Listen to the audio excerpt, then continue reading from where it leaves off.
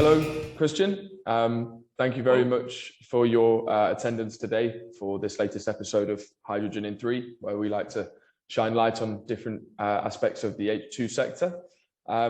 Christian is the Chief Commercial Officer of cellcentric. So we've invited him here today to answer a few questions, as is so in our series. So first of all, Christian, if it's okay if you could just introduce yourself and a little bit about your background personally in the hydrogen field. For sure. Thank you very much, Billy. My name is Christian Mohrdieck.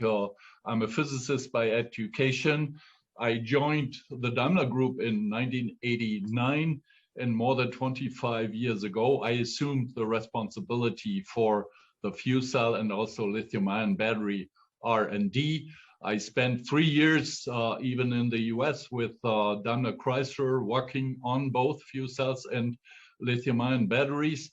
Some 10 years ago, I focused completely on fuel cell technology development.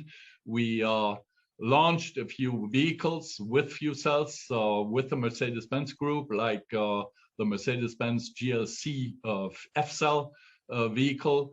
And then later on, after being the CEO of Mercedes-Benz Fuel Cell, I joined cellcentric, the joint venture of Daimler Truck and the Volvo Group for the development and manufacture of fuel cells, and became the Chief Commercial Officer of cellcentric. Great, very esteemed background in the sector. It's a pleasure to have you here.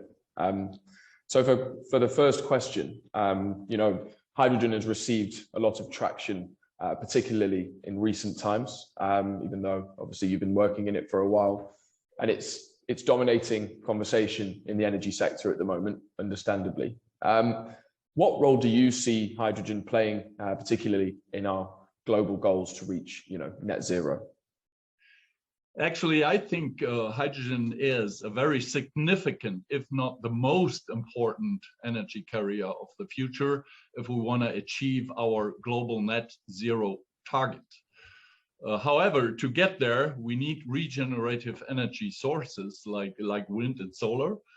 But unfortunately, these energies are fluctuating, actually fluctuating in regard to two aspects. First of all, in regard to time.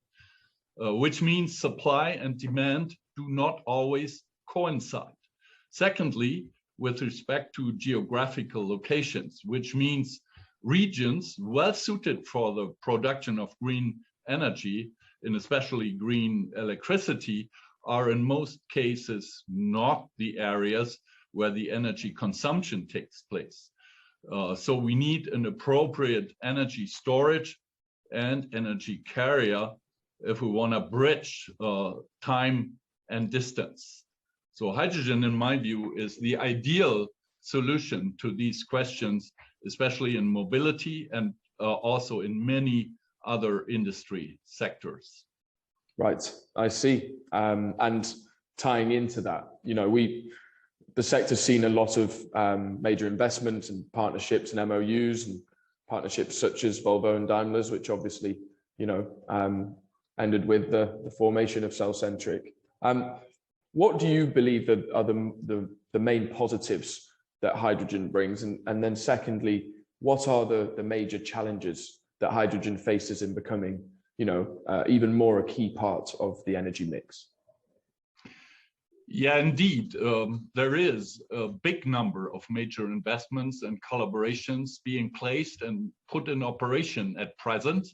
We've seen a lot of that in the past 2 years, I would like to say. And this happened after quite some time, with hydrogen activities going up a little and then stalling again. But now there seems to be a huge and really broad positive momentum overarching many sectors of the economy. In all industry segments today, I see major players have become serious. I'm tempted to say even dead serious about hydrogen.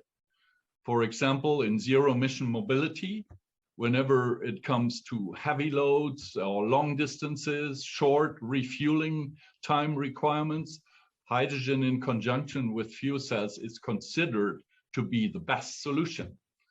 Like with any new technology, however, the challenges are to establish economies of scale, codes and standards, and infrastructure to feed hydrogen into the various applications.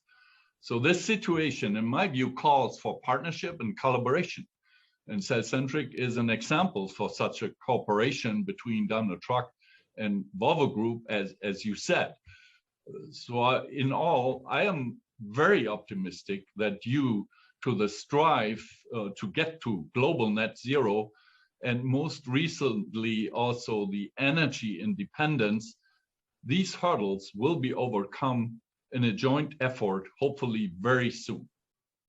And I hope so too. I guess to tie in, what role do you see cellcentric, as mentioned, playing in the mission for zero emission mobility, and what role do you see cellcentric playing in the hydrogen sector in general in the near future?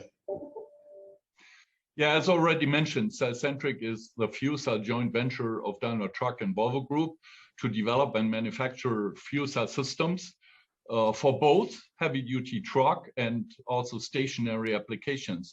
Our fuel cell systems are currently in test truck vehicles at our shareholder customers, Daimler Truck and Volvo Group, and as well at Rolls-Royce Power Systems for the stationary application. So at cellcentric, we are in the final phase now to develop a high volume series product and mass production capable corresponding manufacturing processes for the fuel cell. A preferred candidate even for the future production site for cellcentric has been identified. In parallel, and equally important, we build up a portfolio of competent partners and suppliers for a successful industrialization of fuel cell technology.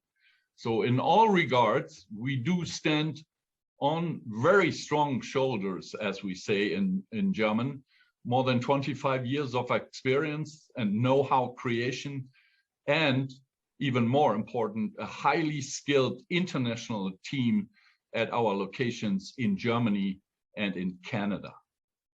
And it certainly looks like a very exciting time for the company. So, as is the case with many others, we wish you all the best at cellcentric. And obviously the mission is it's a long road, but it's gathering a lot of traction. So we wish you all the best here at Boss Energy, and thank you very much for your time today. It's very much appreciated, and we'll be following cellcentric's moves in the near future. Thank you very much to Boss Energy and to you, Billy, personally. No problem, Christian. All the best.